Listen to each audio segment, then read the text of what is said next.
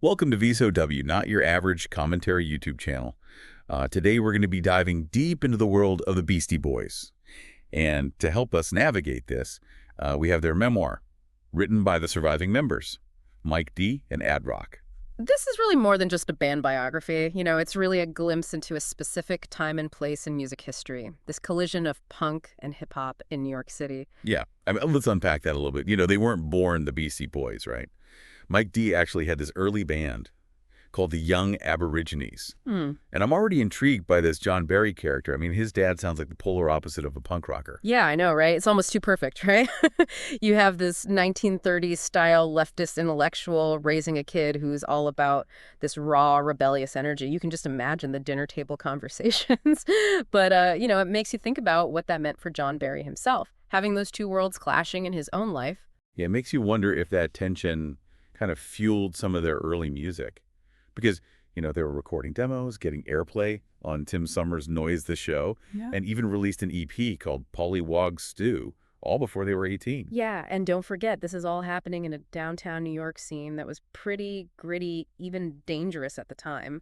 So that environment had to shape their outlook, their sound. Oh, absolutely. Yeah. There's this story about Rat Cage Records that really captures that feeling. The owner just vanishes, leaving behind all these records. Nobody knows what happened to him. It's just like a little mystery tucked away in their history. Yeah, it makes you think about how much we don't know, right? All those untold stories from that era. But back to the music, their shift towards hip hop, that started with Africa Bambaataa. Right. It was like they were blown away by his DJing, this whole idea of transforming existing records into something new. It's like they saw the potential of sampling before it became a mainstream thing. Exactly, and they were exposed to it in this very organic way. Through Bambaataa's live performances, it wasn't some calculated studio trick, it was just pure creative energy. And they were navigating these two worlds, punk and hip-hop, which weren't exactly seen as compatible back then. Right. They were hanging out at punk clubs like A7 and then experiencing the raw energy of hip-hop at places like Disco Fever. Yeah, can you imagine those early hip-hop clubs? Teenagers, because that was the drinking age then, packed into these dimly lit spaces. The energy's electric, and here come these three white kids from the punk scene. It had to be a culture clash. Yeah, there's a story about them performing at Disco Fever, squeezed between the DJ booth and the bar, trying to win over a crowd that was not expecting them at all. Yeah, think about the guts that took. Most people would shy away from that kind of challenge, but the Beastie Boys, they seem to thrive on it. And this is all when their relationship with Rick Rubin takes off. He becomes their DJ, introduces them to Russell Simmons. And their first meeting is in this dingy office, which is funny considering Simmons was already a major figure in hip-hop. It's a reminder that even the biggest empires start small. But that meeting was pivotal. It connected them with Def Jam, with the heart of the hip-hop movement. And their early experiences with Run DMC were really formative. They idolized them, wanted to learn everything they could. It was more than just fandom, though. They saw in Run DMC like a blueprint for success, a way to translate their own energy into this new genre. And this leads to Rock Hard, which is interesting because they used an AC/DC sample. Were they even allowed to heavy metal as punk rockers? Yeah, well, it was audacious. I think that's where Rubin's influence comes in. He wasn't bound by those genre rules. He heard the potential in this unexpected mashup. But this is also where their story gets a little bit complicated. Right, the whole tough rapper guy image. Yeah. They kind of admit to getting caught up in that. And it led them to kick Kate Schellenbach out of the band, which they later regretted, obviously. It's kind of a dark side to their rise. It's easy to judge in hindsight, but Very you good. got to remember they were young, ambitious, probably being pushed in certain directions by the industry. Doesn't excuse it, but it does add some context. Absolutely. Okay, let's talk Cookie Puss. Seems like a turning point for them. They were fascinated by those Carvel ice cream commercials, and they turned it into this song that became a club hit. Who else would even think to do that? It's absurd, it's catchy, it's got that classic Beastie Boys humor, but it also signals something important. They weren't trying to fit into any pre-existing hip-hop mold. They were carving out their own space. And even a song like Beastie Revolution ends up in a British Airways commercial. You just never know where your music will end up. It's unpredictable, but I also think it shows their early crossover appeal. They were making music that could reach beyond just the hip-hop audience, which was unusual at the time. But as their success grew, Yauch started struggling. He was dealing with exhaustion, disillusionment, and those creative differences with Rick Rubin. He was a complex guy, always searching for something more. It's fascinating to read about his childhood, like blowing up a fence with firecrackers. It Yeah. just hints at that rebellious spirit that was always there. But fame has a way of amplifying everything. And he felt like Rubin was taking control of things he wanted to be more involved in, like the engineering and the filmmaking. It's like this classic band tension, right? Creative vision versus the demands of the industry. They were no longer just three friends making music for fun. They were a product, a brand. And that can be incredibly suffocating for someone like Yacht. And it led to him leaving the band in '87. And neither Mike D nor Ad Rock even knew he quit. They all just kind of went their separate ways. That's heartbreaking when you think about their bond. But it also sets the stage for their reinvention, their move to Los Angeles, the musical shift, Grand Royal. That's a whole other chapter we'll get into next. I mean, their move to Los Angeles really marked a turning point for them, wouldn't you say? It's like they needed that distance Yeah. from New York, from the Flexible. pressures of their early success to kind of reinvent themselves. Yeah, and you can almost hear that shift in their music, right? Yeah. And the Dust Brothers play a huge role in that. I mean, their sound was so fresh, so psychedelic, a world away from License to Ill. It's interesting how they describe that introduction, too. It wasn't like, hey, we need a new sound, let's go find some producers. It was much more organic, a genuine connection to what the Dust Brothers were doing. Yeah, and it led to Paul's Boutique, which commercially was a flop at the time. But it's become this cult classic, right? It's hailed as their most innovative album. Yeah, you can really hear the layers in that album, the intricate sampling, the way they were pushing the boundaries of hip-hop production. It was way ahead of its time, commercially maybe, but artistically it was right on the mark. I love the stories about their house in L.A., the G-Spot, finding the landlord's wife's '70s wardrobe Oh. and wearing it out, Yeah. even to Dolly Parton's birthday party. Yeah, it speaks to their sense of playfulness, their refusal to take themselves too seriously. And it makes you wonder how much of that was a reaction to the pressures they were facing. Like, hey, we're going to have fun with this no matter what. They even managed to get on Soul Train, which is pretty wild considering their music. Yeah, think about that for a second. Soul Train, this iconic show steeped in black music and culture. And here come the Beastie Boys, these white kids from New York, rapping and lip-syncing their hearts out. And they talk about how they were mortified by the lip syncing, Yeah. but they still found a way to make it funny, to kind of own it. That's the thing about them, though. They could turn even the most awkward situations into something entertaining.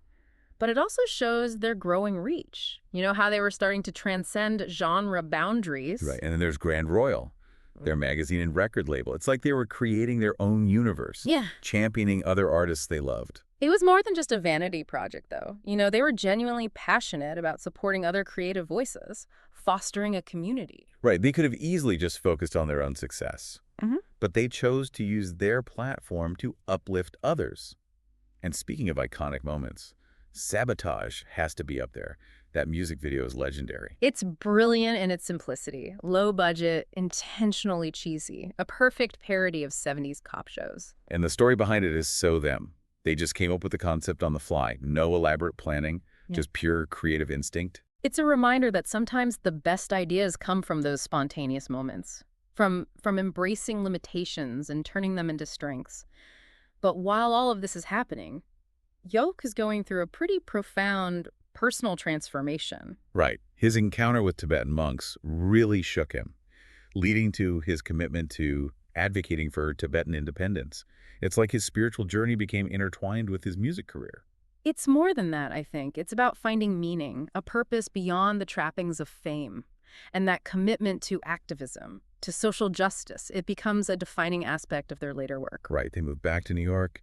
Yeah. They reconnect with their roots, and their music takes on this new depth, a sense of social consciousness that wasn't as prominent before. They weren't just rapping about partying anymore. They were engaging with the world, using their platform to speak out against injustice, to amplify voices that weren't being heard. Their final album, Hot Sauce Committee Part 2, even had this whole concept of fake samples, made up song titles and record labels in the liner notes. Yeah, it was a clever commentary on the obsession with rare records, almost like an inside joke for hardcore fans. But sadly, it seems like most people didn't even notice. Yeah, it's kind of tragic, isn't it? This brilliant, subtle concept, lost in the noise. But it also shows their willingness to experiment, to play with the form. Even on their last album, they were never content to just repeat themselves. They were always evolving. pushing boundaries right up until the end.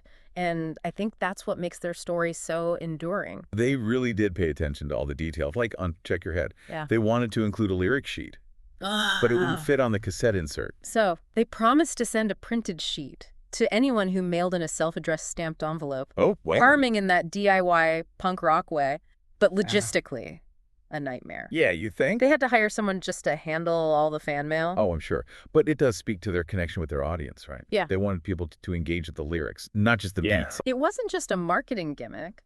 It was an extension of that punk ethos. Cut out the middleman, connect directly with your fans, and musically Check Your Head is so fascinating. You know, it's got that rawness, like they're rediscovering their punk roots, but filtered through years of hip-hop experimentation. They talk about how obsessed they were with Os Mutantes in the mid-90s. It shows how their musical tastes were always evolving, exploring. Yeah, and they weren't afraid to let those influences seep into their own music. You've got punk, hip-hop, even bossa nova and Brazilian rhythms, all finding their way into the mix. That's what keeps their sound so fresh even decades later. There's this story about them organizing a recording session with Lee Scratch Perry, the dub reggae legend. It happened at their studio in New York on Halloween, in the middle of all the West Village craziness. Can you even picture the scene? Costume revelers outside. What? And inside the studio, you've got the Beastie Boys and Lee Scratch Perry, this force of nature, just creating sonic mayhem. And it resulted in Dr. Lee, Ph.D., which is unlike anything else in their catalog. That willingness to collaborate, to kind of let go of control, embrace the unexpected, it's inspiring. It shows a deep respect for the creative process, a willingness to learn from others, even someone as unpredictable as Lee Scratch Perry. But they weren't just open to musical collaboration. I mean, they were also pushing technological boundaries, too. Remember those video game consoles they built for their 1995 tour? They took classic arcade games and turned them into these interactive displays for their music videos and visuals. It was revolutionary for the time. You know, they were pioneers of these multimedia experiences, blending music, visuals, and technology in a way that was truly innovative. Yeah, and their style, too. From Adidas tracksuits to tuxedos. They always had a look. It was both cool and playful. They understood that image is part of the package, and they never shied away from having fun with it. But it was never just about following trends. It was an extension of their personality, their artistic vision. There's this funny story about their trip to the Montreux Jazz Festival in '87. They weren't even performing, just hanging out. But somehow, they became like superstars in England after that. Sometimes it's those unexpected moments that change everything. A reminder that career trajectories aren't always linear. You can be minding your own business at a jazz festival and suddenly become the hottest thing in another country. Even with all their success, they never lost their sense of humor. Ad Rock's pot cookie meltdown before a festival performance is proof of that. We've all been there, maybe not on a festival stage, but those moments of panic, feeling completely out of your depth. And his bandmates were there for him, helped him through it. I think that's what makes their story so relatable. They were incredibly talented, but they were human too, vulnerable, capable of making mistakes. And they never took themselves too seriously. You know, they knew how to laugh at themselves, at the absurdity of life, and that's what makes their story so endearing. Their memoir is full of these hilarious anecdotes, but there's also this deeper message there too. Yeah, like it's about the power of friendship, of having people you can rely on, who'll support you through the highs and lows. And it's about staying true to yourself, even when the world is trying to mold you into something else. The Beastie Boys never compromised their vision, their sense of humor, their commitment to doing things their own way. So what does this all mean? What can we take away from the Beastie Boys' journey? I think for me, it's a reminder that creativity has no boundaries. It's about being open to new experiences, new sounds, new collaborations, and always pushing yourself beyond your comfort zone. And about the power of friendship, loyalty, and having a good laugh along the way. You know, they were more than just musicians. They were cultural icons, social activists, and most importantly, genuine friends who supported each other through thick and thin. They left an incredible mark on the world, and their story continues to inspire and entertain. If you haven't already, I highly recommend checking out their memoir. It's a wild ride. Absolutely. And that wraps up our deep dive into the world of the Beastie Boys. If you enjoyed this episode, be sure to subscribe, like, and comment for more deep dives into fascinating subjects. And thanks for listening to VSOW,